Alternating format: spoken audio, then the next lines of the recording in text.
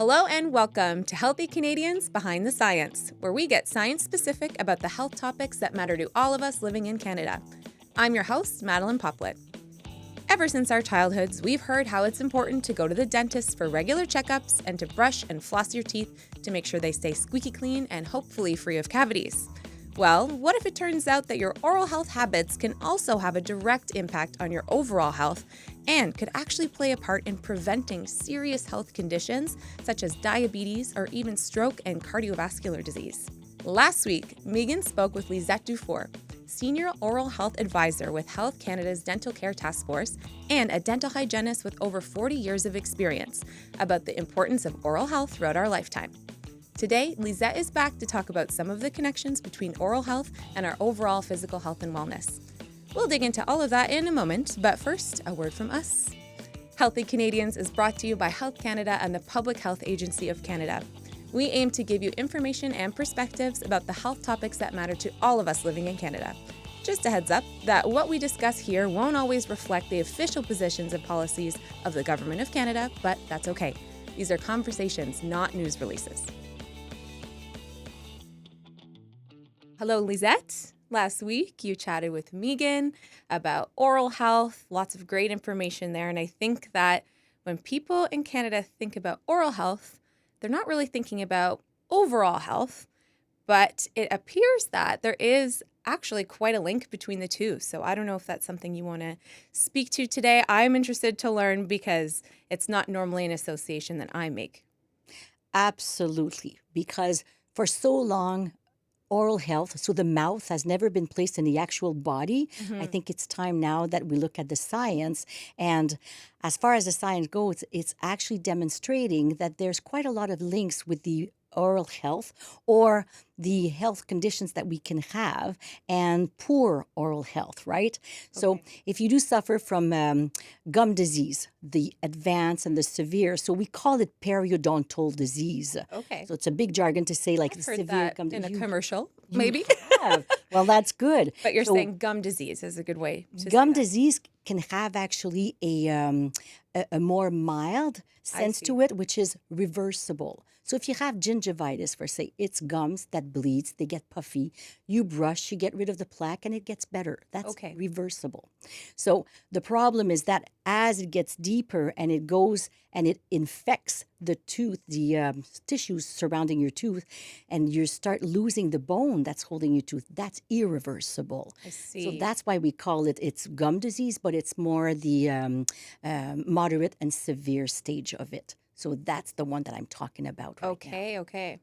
So the bacteria that's actually causing periodontal disease, the moderate and the severe staging, will have links with chronic diseases such as cardiovascular disease, so heart disease, Wow. just like stroke, lung conditions, so pneumonia. It could have actually links up to there, and as well as diabetes. So let's talk about the first ones, the first two. There's a lot to unpack. I think Oh this my is God, yes. a surprise. I mean, there's so much that can be happening within your mouth that can show signs to everything going on. And there's more. These are the ones, the science that demonstrates it. Okay. So there's going to be more, but research is going to be required. There's more for to that. learn. But right now we do know for some of them that there is a direct link. Yeah. Wow. Yeah. So with lung disease and with heart disease, what happens is that the bacteria that's actually causing the tissue around the tooth to get lost is going to be proliferating. So big word that says we're going to have a lot of, the more bacteria you have, by not brushing properly and not flossing properly, the more it's going to go down deeper into the gums because it prefers to have no oxygen to survive. The deeper it goes, the less oxygen there is, right? Yeah. Then it goes down, it travels through the bloodstream, and it will go all the way and attack the organs. So it's actually kind of scary when It you think is, about yes. it. Yeah. So it may infect the envelope of the heart, and you don't want that to happen Wow. because you end up with a lot of problems as Of well. course. Yeah. So I feel like this is brand new information for a lot of people. So importance on your oral health should not be forgotten.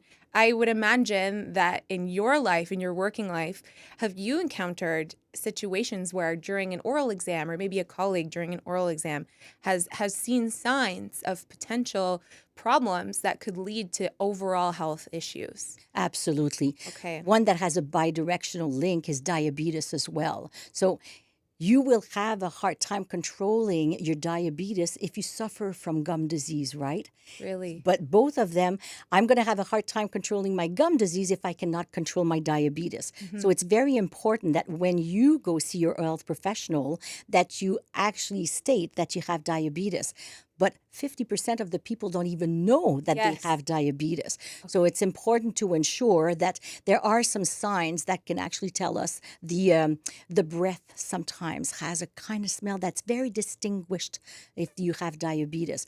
So that's why oral health and overall health are intertwined. It's very important to visit your health professional because they're actually maybe the ones to tell you to go visit the doctor. It's as true. well. I mean, I'm sure that within that community, they're more aware of this relationship. But as you're saying, if you don't have a great awareness of your overall health or vice versa, sometimes, because they're so linked.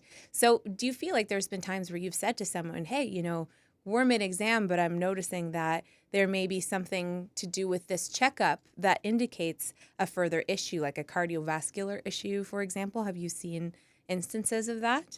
Exactly.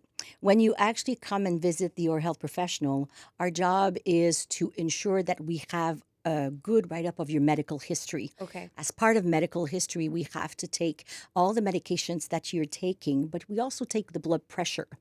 If you take the blood pressure, sometimes what happens is that if it's higher than it should be usually, or usually higher, but not just caused by the Not just stress. anxiety. Yeah. Exactly. I know I always say I'm a little nervous. So if that affects, so you're saying there is a little bit of a range Yes. for that, but there can still be further indicators of an underlying issue just with that alone. Oh my God, yes. And Okay. it's happened that I had to stop the evaluation and the appointment to say the blood pressure was too high. And I said, you need to visit your doctor. And they came to the subsequent visit. And what happened is that they said, thank you so much. I'm now on medication. Wow. Because actually blood pressure is what we call the silent killer. There's no symptom, but it's pretty hard on your blood, on your Yeah. blood, on your heart. Yes. Otherwise. Yeah, it's pretty hard on your heart. So what happens is that you need medication to counteract And the high with blood the pressure. opportunity to take that test that led to the medication. So I think that kind of runs into my next question is I know that as part of overall health, people may experience in their life the need to be taking medication regularly. But is that tied to oral health as well? Like, are there effects of the medication? Sometimes you hear about side effects. Will that impact oral health? Is the relationship still there? Yeah, well, the biggest side effect of most of all the medications that we take, it's called xerostomia. So, well, I know, a big spell that word. fast for us, Yeah, Lisa? I think I Quickly? could, but I don't want to do it. Basically, what xerostomia is that is the lack of saliva flow Okay. into the so mouth. a drier mouth. Exactly, Understood. dry mouth. So I'm not going to start stating all the medications that have this side effect, but basically everything, Okay, I everything see. has it. And actually, we also want to talk about children who are asthmatic. When they use their inhalers and their pumps, you got to look at the how to use it. Some of the inhalers, you got to make sure that you rinse your mouth afterwards because you may Really? end up with a condition called candidiasis. It's a big word just to say that you may end up with some kind of lesions as well. Wow. So make sure that you rinse It's your mouth. uncomfortable for a kid as well. It's the type of thing that after a simple rinse, if they can prevent that sort of situation, I'm sure they'd be happy to do that. So you've mentioned these conditions where there is a clear linkage, but I understand, as you've said, there's further research being done on other conditions. Is that something you can speak to today? Yeah, actually, Maddie, there's some conditions like dementia or obesity that we may believe that there's some sort of link or association, but the research is not quite there yet. So we can't really say for sure that it's linked with periodontal disease.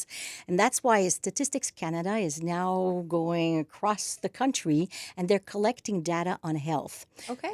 Not just health, but oral health measures as well. That's great. It is fantastic because right now, those trailers that are mobile clinics are undergoing 16 cities across the country. Wow. Yeah. And some people will have the opportunity to volunteer for the survey and they will get their health checked and they will get their dental health checked as well. So right now, I believe that this is a 2-year survey, and by 2025, we're probably Okay. going to get some preliminary results as well. So all the research across Canada are happy Yeah. that all of this data is going to be available for them. You're going to have to come back and tell us about it. I I hope. think. I hope Yes. you invite me again. Thank you so much, Lisette, for coming here, kind of giving me a bunch of revelations. I'm sure that people listening have definitely learned something here today. But if someone does want to research a little bit more about the connection between oral health and overall health, or if they just want to look into this on their own time, where can they go?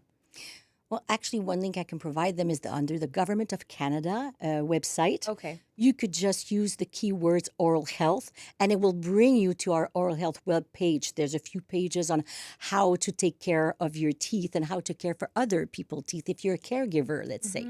So these are filled with links that can take you to other pages, and there's plenty of information in there to start with. Excellent. Okay, so they'll head to canada.ca, search oral health, have an afternoon of reading. Exactly. It sounds great. Exactly. Well, thank you again for coming today, and hopefully we'll be speaking to you soon more about oral health. It was my pleasure, Maddie. Take care. Thank you so much. You're welcome. Thanks for tuning in to Healthy Canadians Behind the Science. If you're watching on YouTube, don't forget to click the like button below and subscribe to stay up to date on future episodes. Find us wherever you get your podcasts and leave us a review if you've liked what you've heard. For more information on the health topics that matter to you, visit canada.ca/health.